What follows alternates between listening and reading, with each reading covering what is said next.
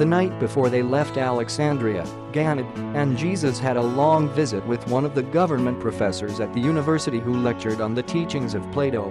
Jesus interpreted for the learned Greek teacher, but injected no teaching of his own in refutation of the Greek philosophy. Gonod was away on business that evening, so, after the professor had departed, the teacher and his pupil had a long heart-to-heart talk about Plato's doctrines.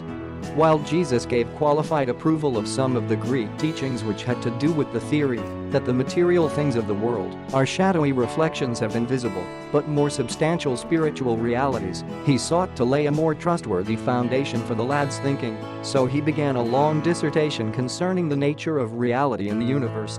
In substance and in modern phraseology, Jesus said to Ganid, "The source of universe reality is the infinite, God himself. The material things of finite creation are the time-space repercussions of the eternal paradise pattern of the universal mind of the eternal God. Causation in the physical world, self-consciousness in the intellectual world, and progressing selfhood in the spirit world, these realities, projected on a universal scale, combined in eternal relatedness, and experienced with perfection of quality and divinity of value, constitute the reality of the Supreme Being, the emerging God of all experiential time and space." But in an ever-changing universe, the original personality of causation, intelligence and spirit experience is changeless, absolute, being of the eternal God of all, himself. All things, even in an eternal universe of limitless values and divine qualities, may, and oftentimes do, change, except the absolutes and that which has attained the physical status, intellectual embrace, or spiritual identity which is absolute. The highest level to which a finite creature can progress is the recognition of the universal Father, the eternal God of all creation, and the knowing of the Supreme, the emerging God of all time and space.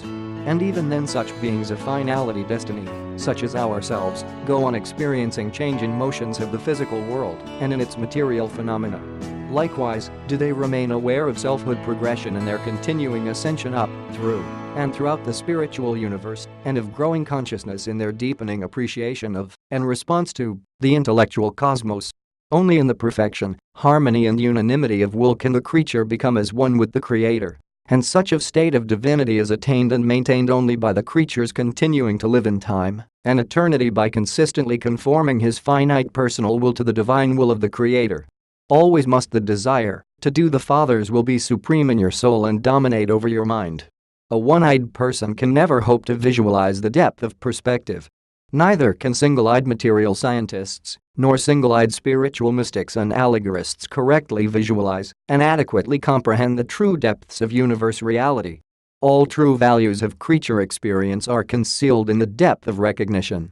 Mindless causation cannot evolve refined and complex from the crude and the simple, neither can spiritless experience evolve the divine characters of eternal survival from the material minds of the mortals of time.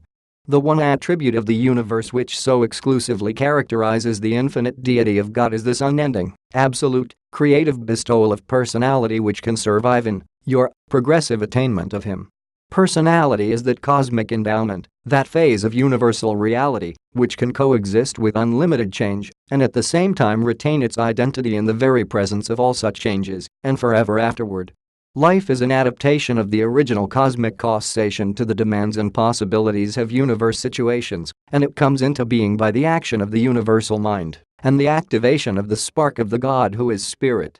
The meaning of life is adaptability. The value of life is its progressibility, even to the heights of God consciousness. Misadaptation of self-conscious life to the universe results in cosmic disharmony. Final divergence of personality will from the trend of the universe terminates in intellectual isolation, personality segregation. Loss of the indwelling spirit pilot, guidance, supervenes in spiritual cessation of existence. Intelligent and progressing life becomes then, in and of itself, an incontrovertible proof of the existence of a purposeful universe expressing the will of a divine creator. And this life, in the aggregate, struggles toward higher values, having for its final goal the universal Father. Only in degree does man possess a mind above the animal level aside from the higher and quasi-spiritual ministrations of intellect. Therefore animals, not having worship and wisdom, cannot experience superconsciousness, consciousness of consciousness. The animal mind is only conscious of the objective universe. Knowledge is the sphere of the material or fact-discerning mind. Truth is the domain of the spiritually endowed intellect that is conscious of knowing God. Knowledge is demonstrable, truth is experienced. Knowledge is a possession of the mind, truth an experience of the soul, the progressing self. Knowledge is a function of the non-spiritual level, truth is a phase of the mind-spirit level of the universes. The eye of the material mind perceives the world of factual knowledge, the eye of the spiritualized intellect discerns a world of true values.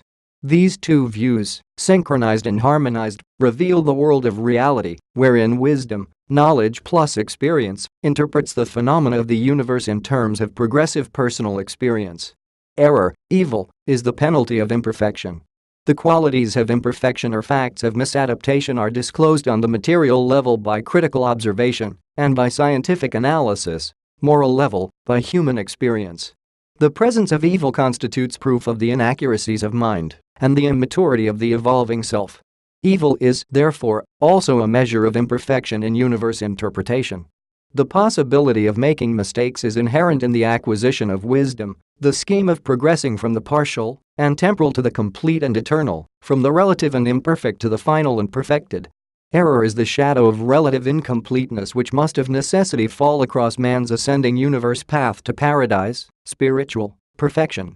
Error, evil, is not an actual universe quality.